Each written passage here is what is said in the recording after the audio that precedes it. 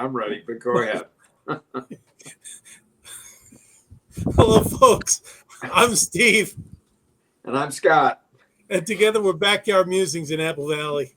And I'm here safe and out of the range of the tomatoes in Utah. So the reason that I'm laughing hilariously is in between taking these two episodes, taping, my neighbor who's on vacation in Colorado texts me and says, "Hey, Cameron's throwing stuff over the fence at the dogs. Can you get him to stop?"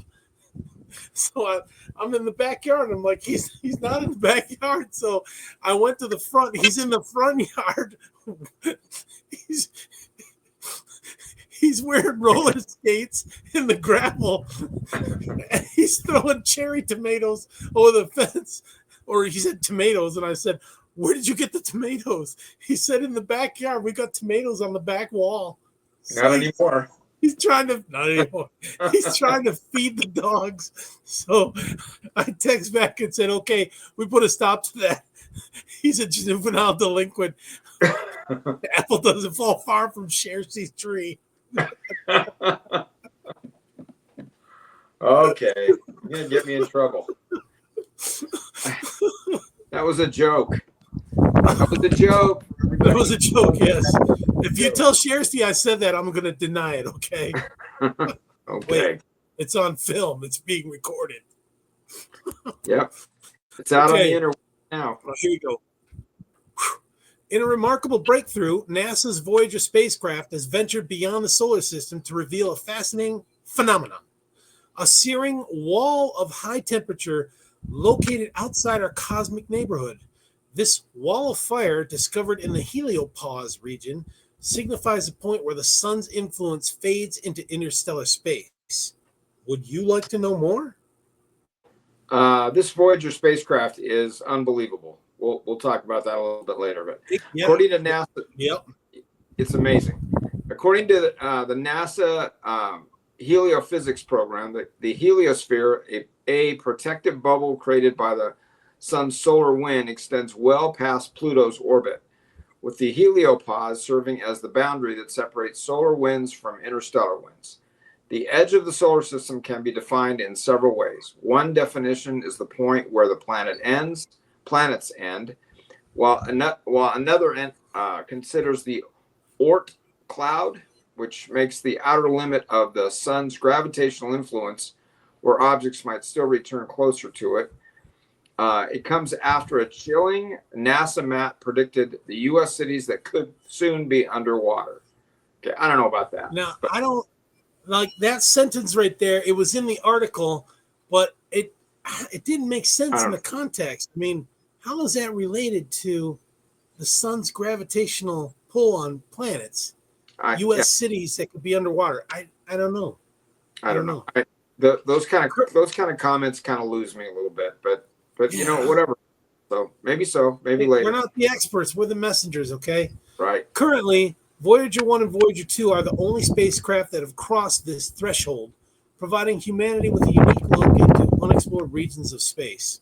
Quote, "The sun sends out a constant flow of charged particles called the solar wind, which ultimately travels past all the planets to some 3 times the distance to Pluto before being impeded by the interstellar medium," NASA explained. That's a long distance. It is. And these craft were launched in the late 70s. So we're approaching 50 years these things have been blowing around out there. It just mind-boggling. It is. They've definitely got their money's worth out of those. If we're going to find alien life, it's going to be from Voyager. Yeah, exactly.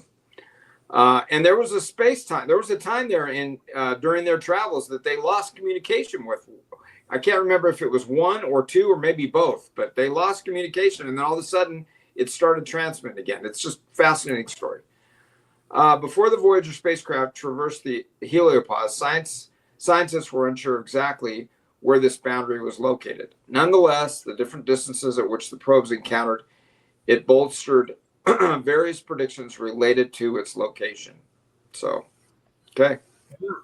Quote, "Scientists expected that the edge of the heliosphere, called the heliopause, can move as the sun's activity changes." That makes sense. Sort of like a lung expanding and contracting with breath.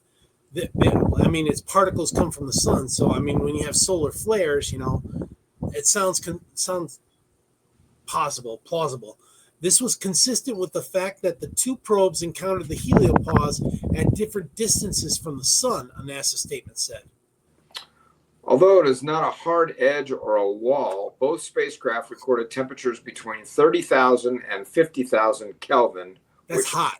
I don't know what that is, but it transfers into 54,000 to 90,000 degrees Fahrenheit. Now that I understand. In this area, hence why some people call it a wall of fire. Earlier this year, NASA faced a tough decision about Voyager 1, which has been traveling for decades, like we just talked about. They needed to upgrade the antenna, but there was a big risk. Reactivating it could cause them to lose contact with the spacecraft forever. So yeah, I think we reported this. NPR reported that the main concern was with the roll thrusters that keep the antenna pointed at Earth. Since 2004, Voyager 1 has used backup thrusters after the main ones failed. However, the backup system was starting to show problems. A buildup of residue in the fuel line could eventually stop the thrusters from working. Quote, think of it as the nozzle getting smaller and smaller with debris. I've got a mister on my batteries right now because it's so hot. And I understand this principle completely because they get clogged. And then I've got to put them in vinegar and unclog them. So this is what Voyager mission Kareem Badarudin explained. Hey, so on your mister, do you have a backup mister that you can put on there until the other ones are clear? I do. What I did was I bought a new one, and then I just took the nozzle heads, and I swapped out the nozzle heads, and I took the old nozzle heads and put them in some vinegar in like a bowl, and I just swished it around with my hand, and then they were fine. Yeah, but yeah, these guys. You'd think that they'd be able to build something that would last a little longer and not get clogged up there in space. That they'd have to deal with all this. So, but It is what it is. So. The Voyager team believed that an electronics glitch might have caused the heaters on the primary thrusters to shut down. And yeah, we did talk about that. Yeah. Badarudin warned that attempting to turn them back on and activate the primary thrusters could potentially cause the spacecraft to explode. Oh, we don't want that. He said that they needed to test the thruster without actually igniting it in order to prevent a catastrophic explosion. And can you imagine this? Like, let's test it, and it takes days to get the signal to get there, and then test, and then days to get back. So they're on, pins and needles. Okay, did the test work? This is like a very slow. It's not like instant. Right. Yeah. March and then what happens when they do that and they don't get a response? Then what are they done? I mean, I don't know. And we talk about Voyager 1. I don't remember talking about Voyager 2 much. Or maybe it's vice versa. There's two of them up there. At least there were. Yeah, there's two of them up there. Yeah. So, I'm not sure they went in the same direction. They probably went in different directions.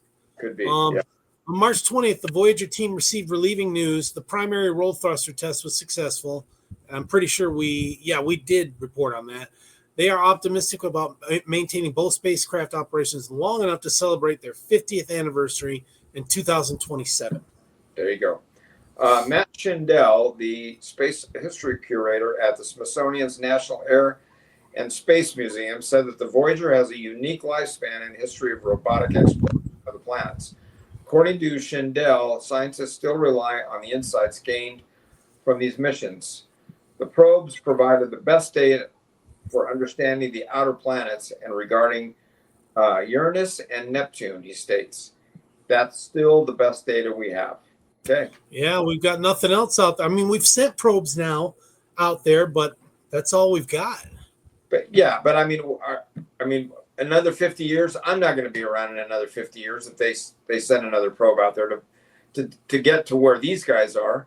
I mean, what I'm saying is they've sent a probe to Neptune and to Uranus, specifically those planets, to orbit them and collect data. But it takes a few minutes to get there. Oh yeah. So, it was like they're going to be there in like 26 or 27.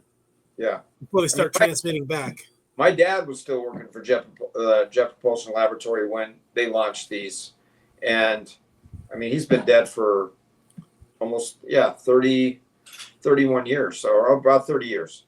So yeah, it's it's these guys, like we talked about before in these programs, they start these things, and a lot of them, unless they're really young, they may not be around to see the fruits of their labor. So yeah, but it's all in the job. So good story though. Okay. Go Voyager. Thanks for joining us, folks. Take care, everyone. Thanks.